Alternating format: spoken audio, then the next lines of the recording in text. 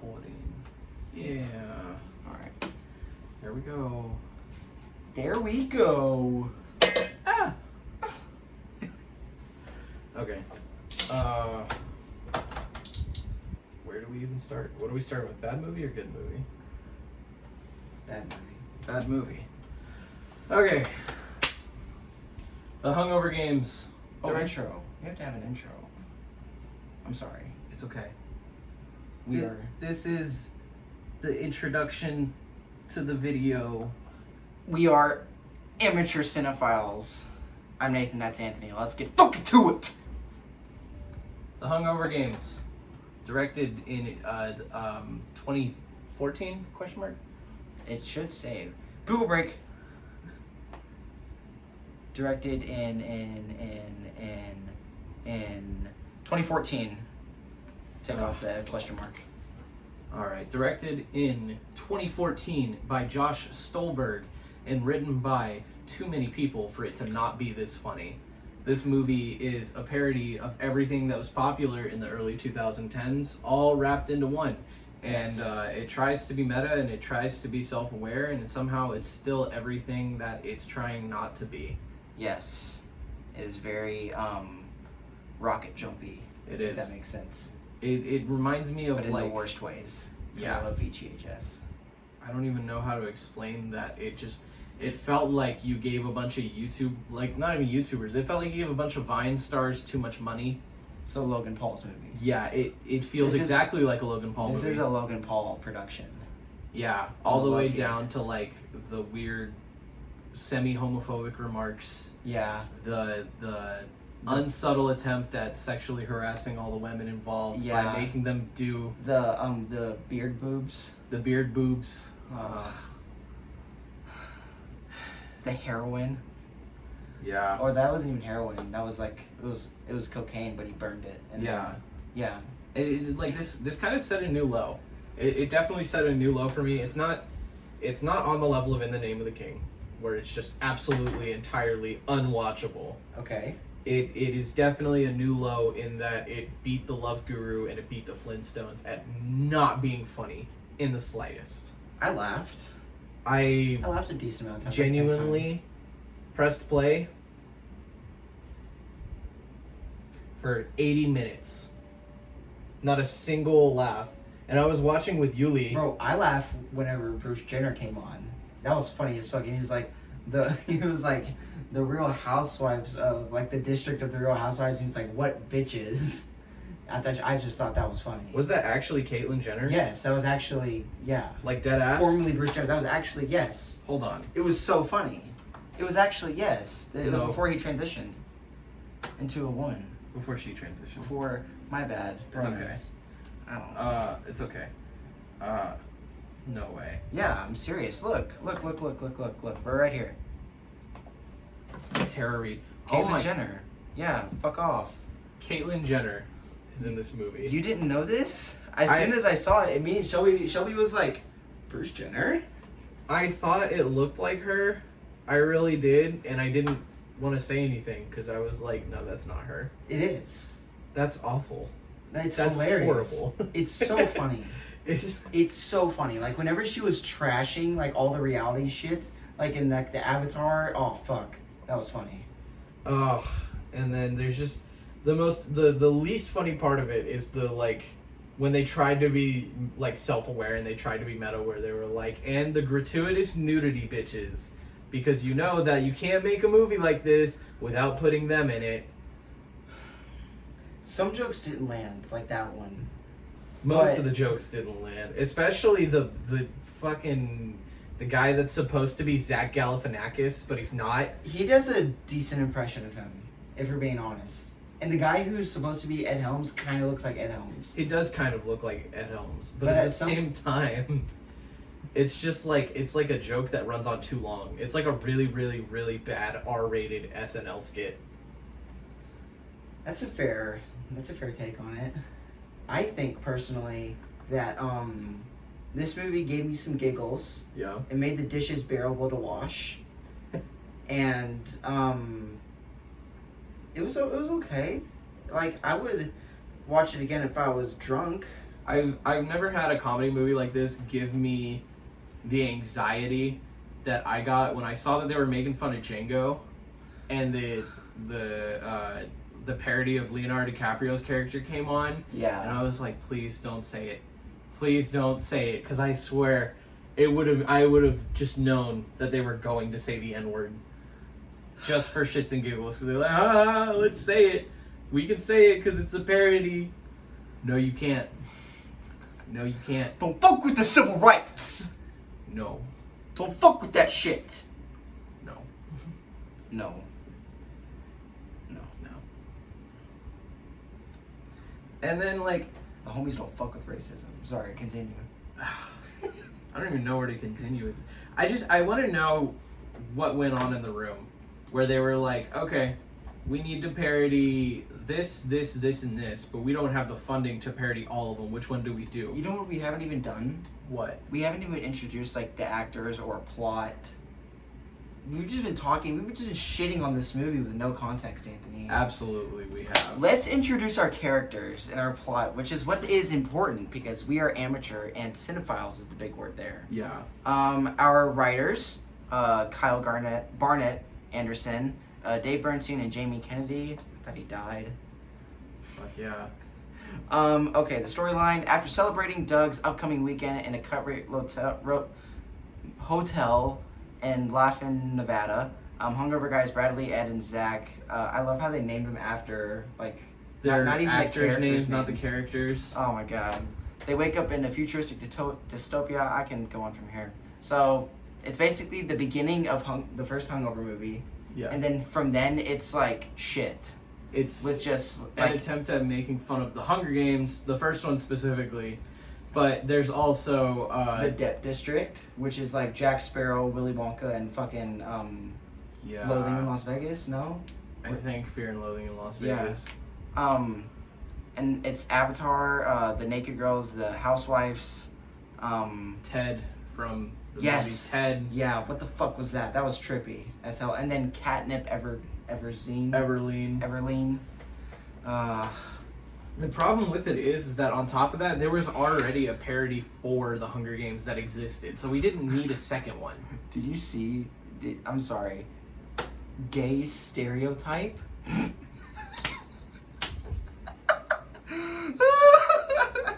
Oh my god. That's the genre, gay stereotype. Oh. Spoof, gay stereotype. That is fucking hilarious. Female nudity. Please, wait, hold on. It's boob drop. Jiggling. Boobs, breasts. Underage girl kissing adult what man. What the fuck? Adult. Forbidden romance. Lesbian nipple kissing. Ugh. Man fondling female corpse. Referring to the human centipede.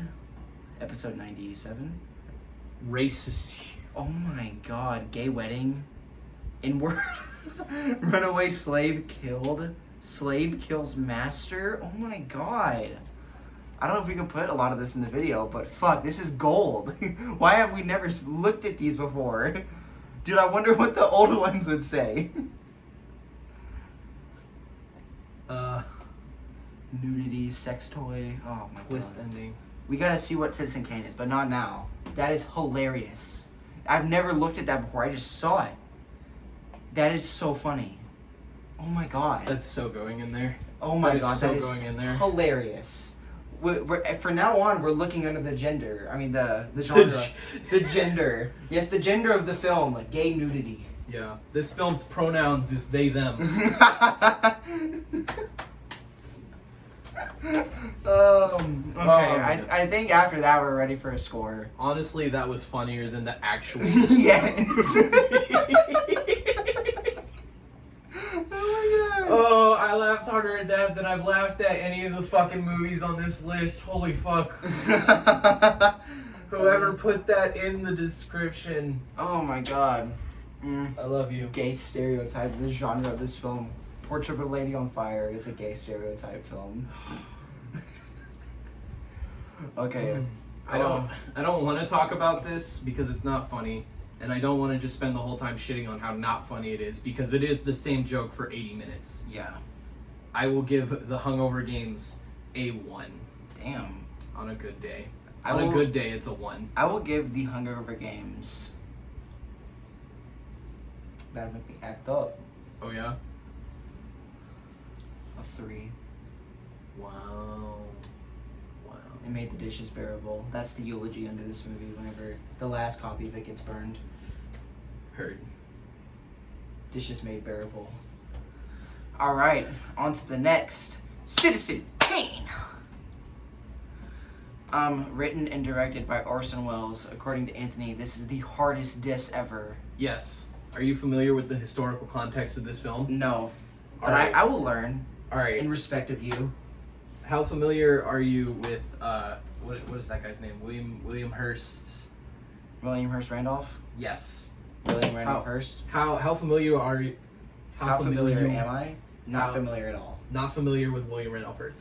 Okay, No. so Kane here, Charlie Kane, is based on William Randolph Hearst. Okay. The original concept for this film was actually, it was going to be Howard Hughes. Okay. So, The man of aviation fame? The Aviator?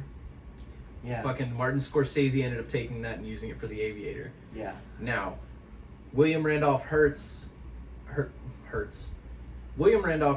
owned tons of newspapers all over America. Yes. And he essentially controlled public opinion for a while.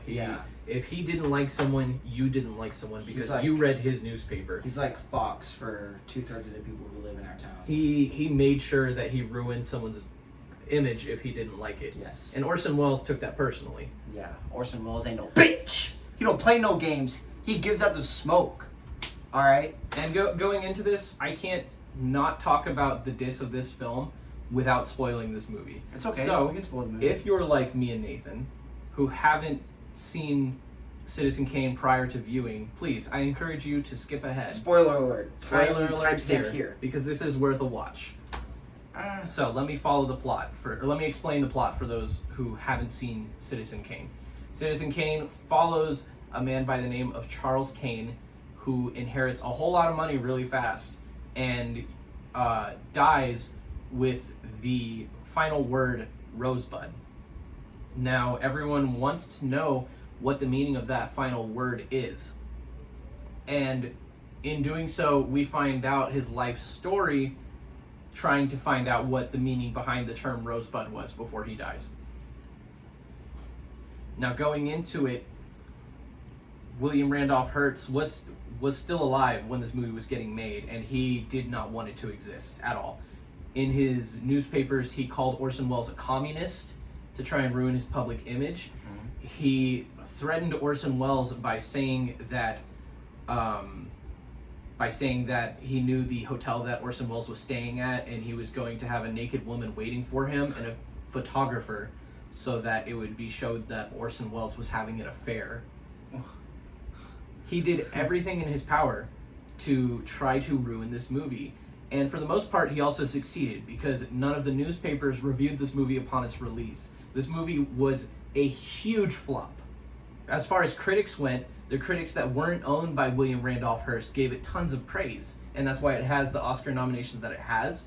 Yeah. But because William Randolph Hearst owned most news media at the time, no one heard about this movie, no one saw this movie, and the people that did review it gave it negative reviews. Yeah. That being said, this movie through and through is a big fuck you to William Randolph Hearst. In that, the character is based entirely around him and his life and his mistress that Orson Welles knew about. Yeah. And I'll just go ahead and spoil the ending. Now, Rosebud is the name of his sleigh that he had as a kid before he was taken away from his parents. The name of his sleigh? The sleigh that he plays in the snow with in Colorado. Okay, so what he's saying is, essentially, fuck you. You have all this fame, sure. You have all this media control, sure. But in the end, you're just this insecure little bitch who needs everyone to approve of you. And it'll never change the fact that your innocence was ripped away from you as a child. That's some like story of added on shit. Yeah. Fuck, he went deep. Yeah. Getting that diss out of the way to talk about the actual quality of the film. There's no denying just how much influence this has on people, especially Orson Welles' performance, because I couldn't watch this and not see Leo when he was playing The Wolf of Wall Street. I saw so many similarities in the way that Orson Welles plays Charlie Kane and Leonardo DiCaprio carries himself as Jordan Belfort. Mm-hmm. And I really appreciated that as I was watching it, because first time watching Citizen Kane here, I put it off just because I knew it was going to be something special like this. You really think so? Yeah. Okay, continue. And I had a lot of fun with it. I was getting really interested in the character and in Orson Welles' acting, because I could tell that he was really putting his best foot forward, considering it was his first film ever. Mm-hmm. And a lot of these actors were actually first-time actors. They were amateur actors moving into. I feel like cinema. it's a common theme with some of these great films Yeah, I've been watching. a lot of these really great films are coming from they're really underdog tales, and I Yeah. can appreciate that. Yeah.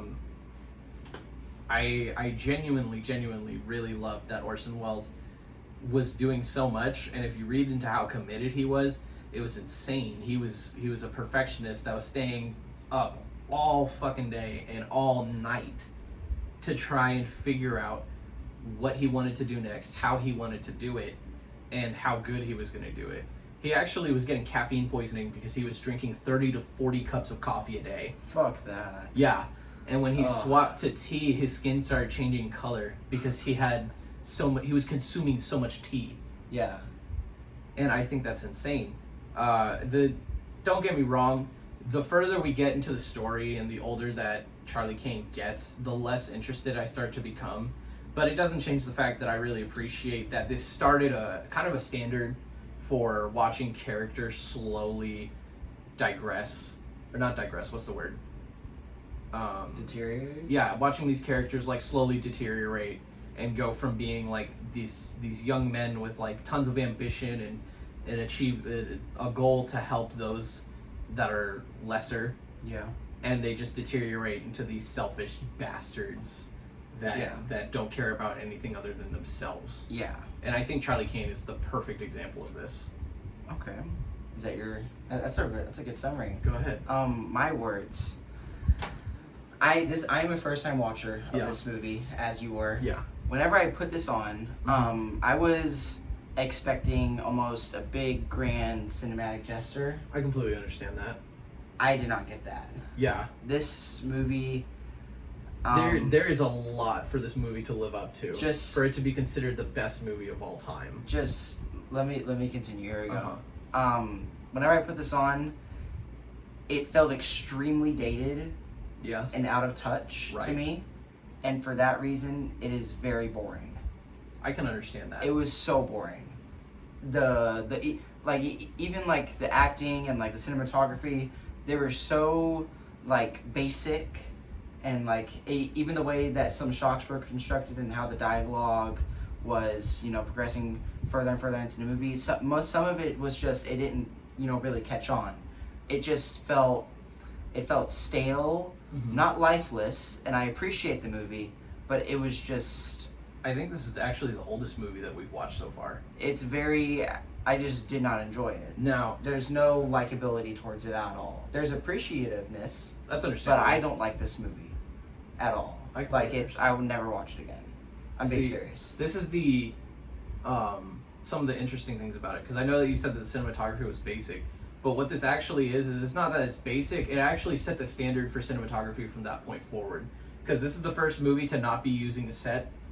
It was actually the first movie to be filmed at rooms. Yeah. And that's why you see roofs and Yes, stuff I like know that, yeah. And ceilings. It does certain techniques that weren't used a lot before, Mhm. and it popularized them. For instance, with important characters, the camera is facing up at them, Yeah. whereas characters that Charlie Kane sees as lesser, He or that looks he kind of down. looks down. Yeah, he Yeah. looks down at Yeah. them. Yeah. Those camera languages are stuff that I like. I appreciate them a lot. I definitely To me, understand what you're saying. I saying that you understand appreciate it. I understand what you're saying now, but now knowing that, this just makes me feel like it's like it would be like a bad movie that came out today.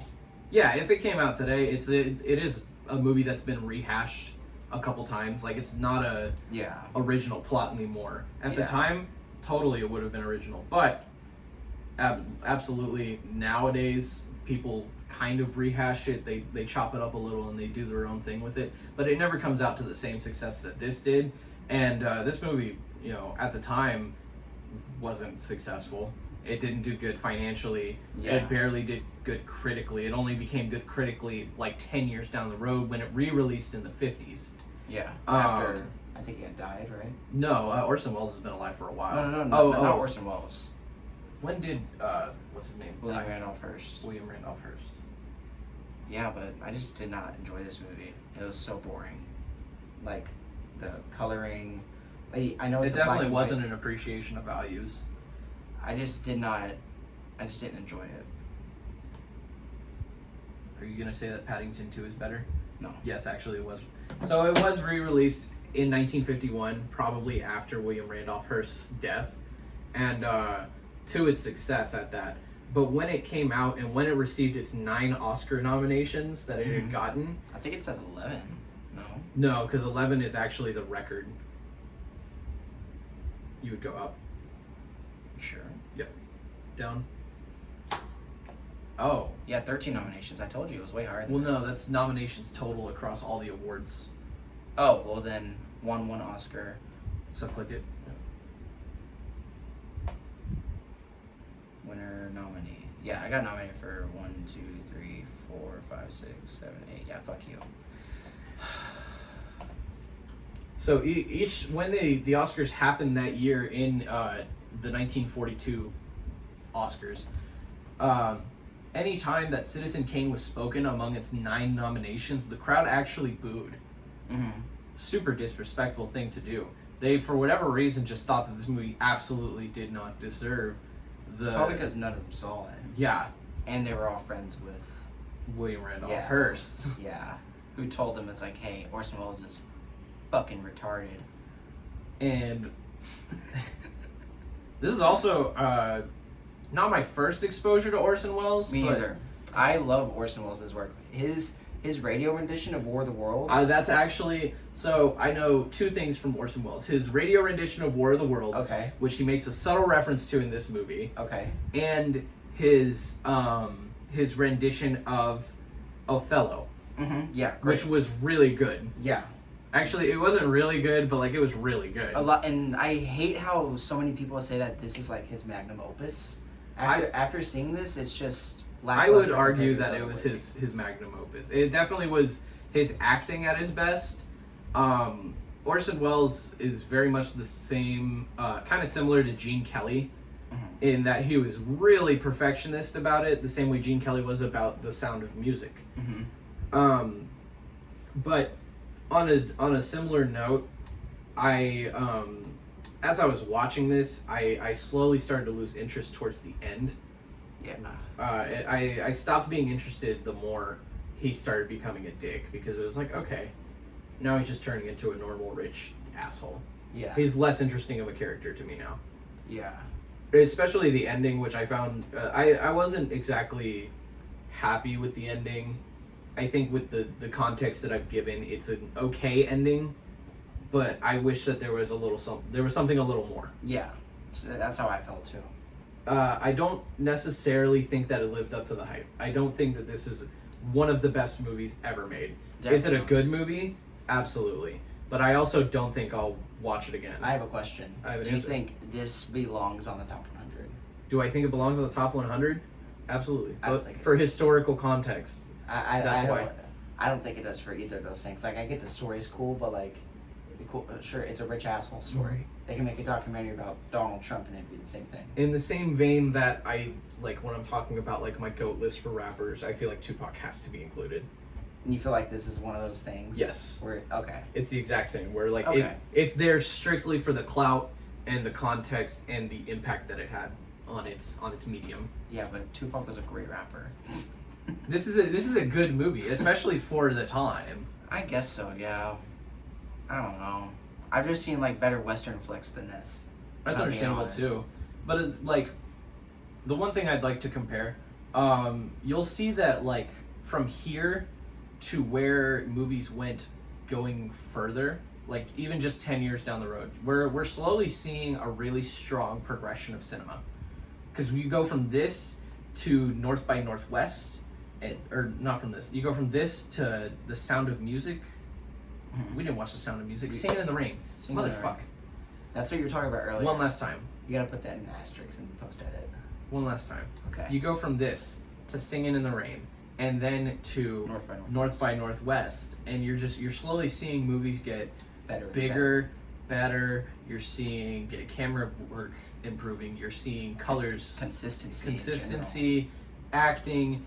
I won't lie. I'm getting a little annoyed with the transatlantic accent. I'm kind of getting sick of these classic movies.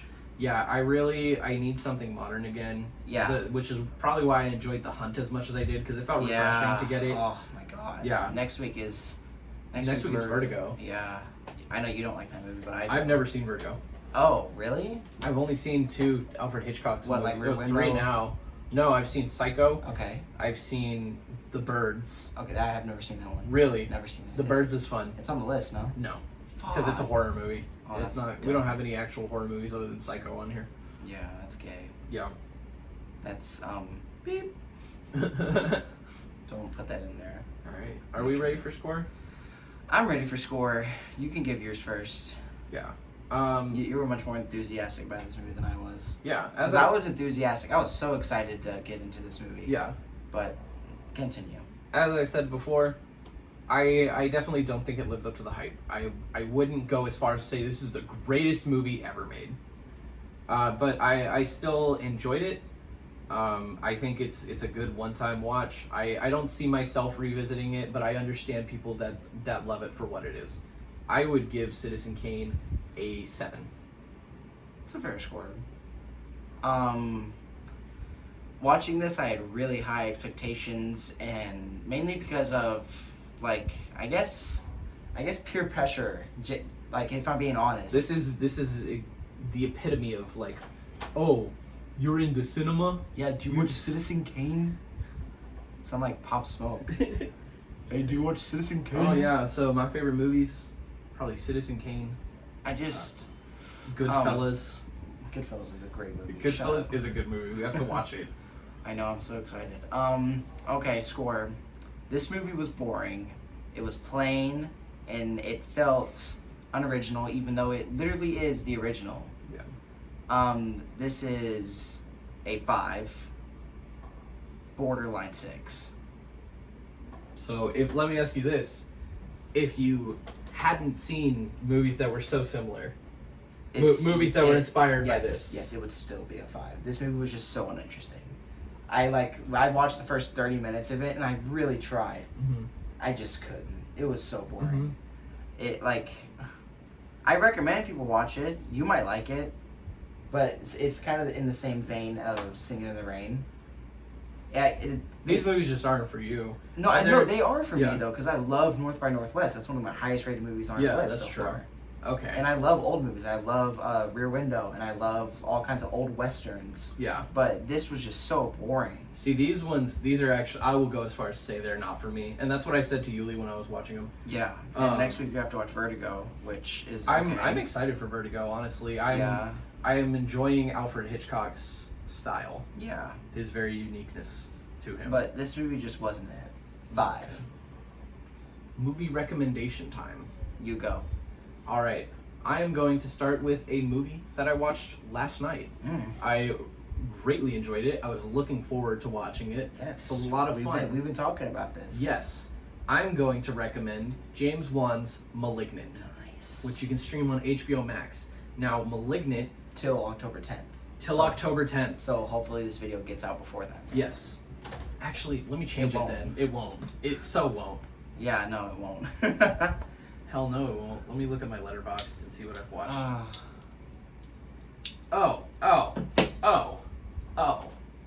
Where can I find that on streaming platforms? I own it on DVD, obviously.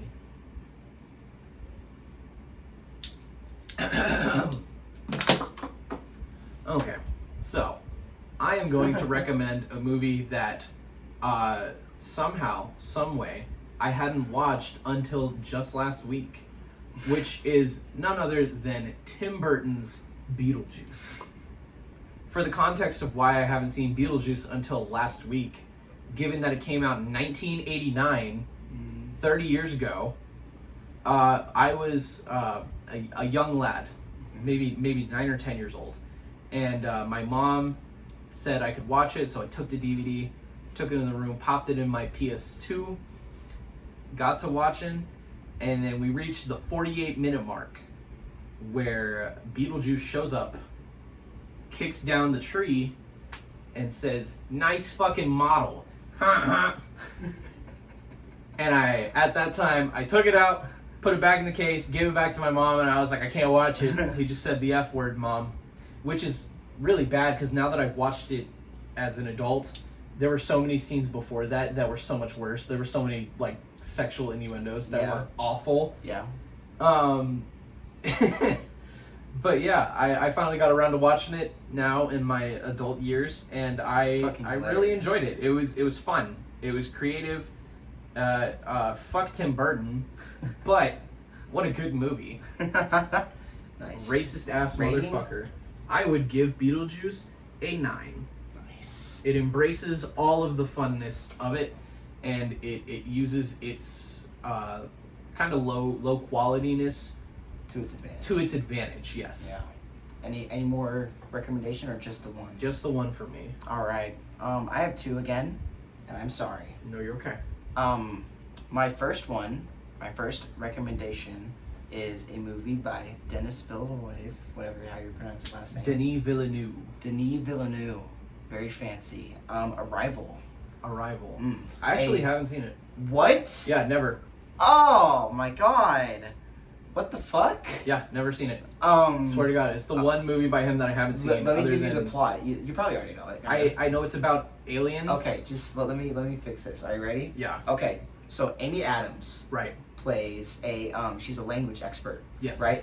And the fucking Forrest Whitaker Right. comes to her college after the nation gets put in a national emergency because 12 ships landed around the world. Right? And they call her in to see if she can decipher their language, to see what they're trying to say. And they pick her up in a helicopter, and on the helicopter ride, they meet Jeremy Renner, who is like a math theologist. He's really smart. Okay. And together, they're trying to solve the mystery of what this language is and what the aliens are trying to do here. And that comes to an absolute epic conclusion, which is totally worth a second watch because it's like Interstellar, right? In a way to where you have to like come back to the movie and like the innuendos of how the ending came to be, because you don't really understand the ending. Okay. And it's so good, and I am so fucking pissed. It's on the top 100, but it's not. It's not. That's why I'm pissed about. It's not on the top 100. It should be. This should be like top 30 of all time. Really? It is god tier. This movie is so good. The sound design and the sound mixing and like the Foley artist who were on this movie, insane. It's some shit that like Kanye couldn't think of, dude. Wow. And it's just so good, and it's so creative, and it's derivative from a short story, and I owned the book. Yeah. And it's so good. So good. 10 out of 10 for me. Nice. And then my second movie is also another 10, and that's because I've been sad boy hours this week. Oh, God. So I watched Tron 6 days in a row. Tron Legacy. Just put that up there. 10. Great movie.